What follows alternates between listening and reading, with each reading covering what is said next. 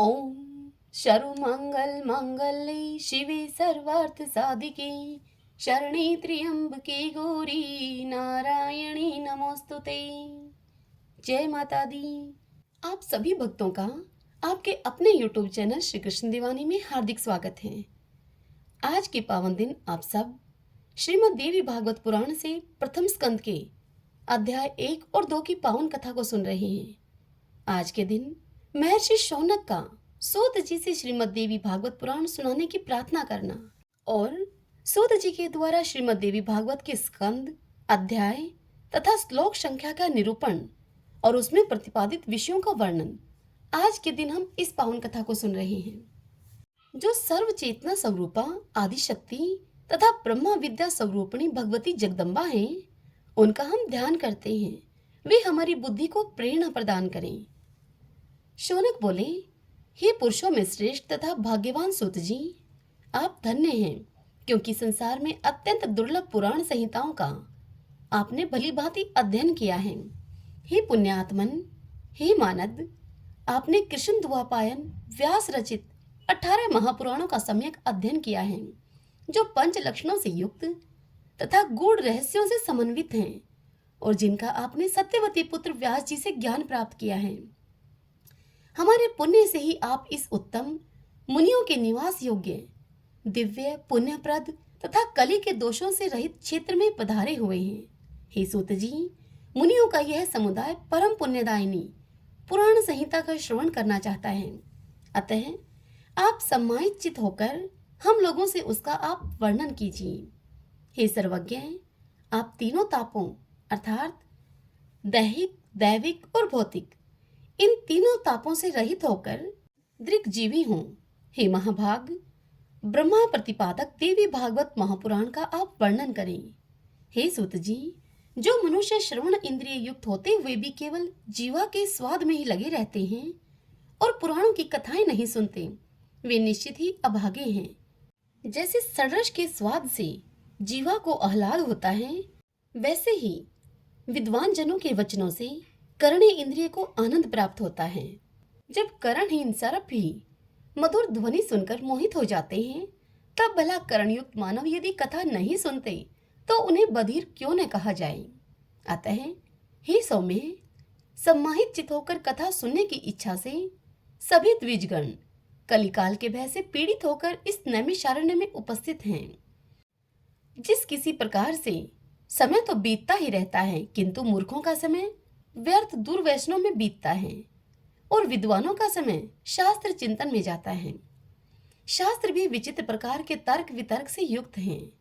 पुराण 3 प्रकार के तथा शास्त्र विविध प्रकार के हैं, जो नानाविध वाद विवाद तथा छल प्रपंच से युक्त हैं और अहंकार तथा अमर्ष उत्पन्न करने वाले हैं। वे अनेक अर्थवाद तथा हेतुवाद से युक्त और बहुत विस्तार वाले हैं। उन शास्त्रों में वेदांत शास्त्र सात्विक, मीमांसा राजस तथा न्याय शास्त्र तामस कहा गया है, क्योंकि वह हेतुवाद से परिपूर्ण है। इसी प्रकार हे सौम्य, आपके द्वारा कहे गए पुराण कथा भेद से 3 गुणों वाले तथा 5 लक्षणों से समन्वित हैं। आपने यह भी बताया कि उन पुराणों में यह श्रीमद् देवी भागवत 5वां पुराण है, पवित्र है, वेद के समान है और सभी लक्षणों से युक्त है। उस समय आपने प्रसंगवश अत्यंत अद्भुत मुमुक्षुक जनों के लिए मुक्तिप्रद, मनोरथ पूर्ण करने वाले, धर्म में रुचि उत्पन्न करने वाले जिस पुराण को संक्षेप में कहा था, उस उत्तम पुराण को विस्तार पूर्वक अब कहिए। उस दिव्य तथा कल्याणमय श्रीमद् देवी भागवत पुराण को हम सभी द्विजगण आदर पूर्वक सुनने की इच्छा रखते हैं। हे धर्मज्ञ, गुरु भक्त एवं सत्व गुण से संपन्न होने के कारण आप कृष्ण द्वैपायन के द्वारा कही गई इस प्राचीन संहिता का ज्ञान प्राप्त कर चुके हैं। जिस प्रकार देवता लोग अमृत पान करते हुए तृप्त नहीं होते, उसी प्रकार हम लोगों ने भी यहाँ आपके मुखारविंद से निकली हुई अन्यान्य कथाएं सुनी, किंतु अभी भी हम तृप्त नहीं हुए हैं। हे सूत जी, उस अमृत को धिक्कार है जिसके पीने से कभी मुक्ति नहीं होती, परंतु इस भागवत रूपी कथा सुधा के पान से तो मनुष्य शीघ्र ही भव संकट से मुक्त हो जाता है। हे सूत जी, अमृत पान के लिए जो हजारों प्रकार के यज्ञ किए गए हैं, उनसे भी सर्वदा के लिए हमें शांति नहीं मिली। यज्ञों का फल तो केवल स्वर्ग है। पुण्य क्षीण होने पर पुनः स्वर्ग से मृत्युलोक में लौटना ही पड़ता है। इस प्रकार निरंतर आवागमन के चक्र में आना जाना लगा रहता है। हे सर्वज्ञ, त्रिगुणात्मक काल चक्र में भ्रमण करते हुए मनुष्यों की ज्ञान के बिना मुक्ति कदापि संभव नहीं है। इसलिए सब प्रकार के रसों से परिपूर्ण तथा पुण्यप्रद श्रीमद् देवी भागवत पुराण हमसे कहिए, जो पवित्र, मुक्तिदायक, गोपनीय तथा मुमुक्षुजनों को सर्वदा प्रिय है। अम्बे गौरी मात की जय, भगवती मात की जय। सूत जी बोले, हे मुनिजनों, मैं धन्य और महान भाग्यशाली हूँ, जो कि आप महात्माओं ने वेद विश्रुत तथा अत्यंत पुण्यप्रद श्रीमद् देवी भागवत महापुराण के संबंध में प्रश्न करके मुझे पवित्र बना दिया। इसलिए मैं सभी वेदों के तात्पर्य से युक्त, सभी शास्त्रों और आगमों के रहस्य रूप सर्वोत्तम श्रीमद् देवी भागवत पुराण को आप लोगों से कहता हूँ। हे द्विजगण, ब्रह्मा विष्णु महेश से सेवित स्तुति प्रायण मुनिजनों के सतत ध्यान करने योग्य तथा योगियों की मुक्ति देने वाले भगवती के सुंदर एवं कोमल चरण कमलों में प्रणाम करके मैं अब उस उत्तम पुराण का भक्तिपूर्वक विस्तार से आपको वर्णन करूंगा, जो सभी रसों से युक्त, शोभा संपन्न, सभी रसों का निधान एवं श्रीमद् देवी भागवत के नाम से प्रसिद्ध है। वैदिक मार्ग के अनुसार जिसे विद्या कहते हैं, जो सर्वदा आदिशक्ति कही जाती है, जिन्हें योगी लोग पराशक्ति भी कहते हैं, जो सर्वज्ञ, भवबंधन काटने में निपुण हैं तथा जो सबके हृदय देश में विराजती रहती हैं, और दुरात्मा प्राणी जिन्हें नहीं जान सकते, मुनियों के ध्यान करने पर जो शीघ्र प्रत्यक्ष दर्शन देती हैं, वे भगवती सर्वदा सिद्धिदायिनी बने रहें, जो सत असत रूप उस जगत की सृष्टि करके अपनी त्रिगुणात्मिका अर्थात सत्व रज तम इन तीन शक्तियों के द्वारा उसका पालन करती हुई तथा प्रलय अंत में उसका संहार करके अकेली स्वयं लीला रमण करती हैं।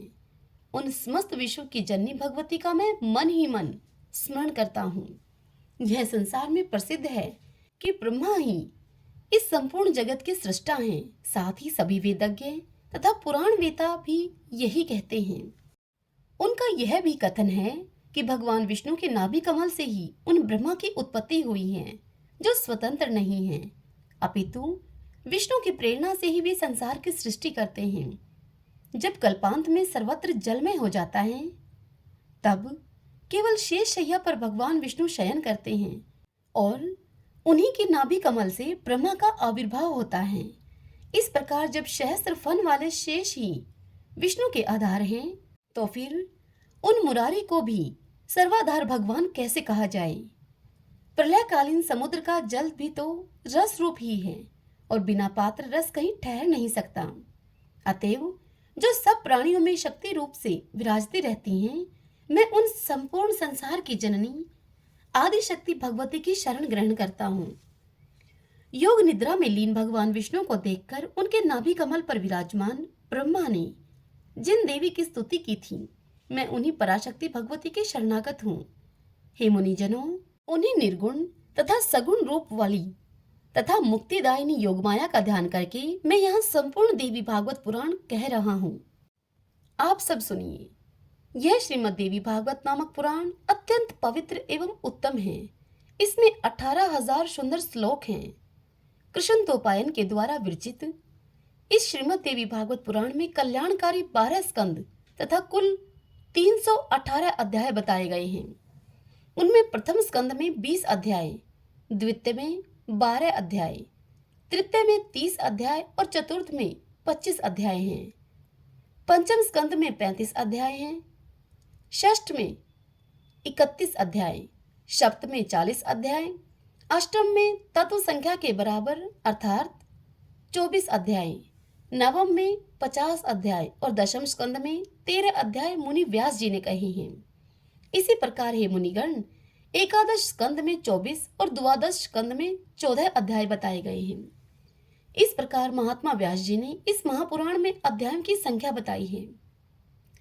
इसमें श्लोकों की संख्या 18,000 कही गई है।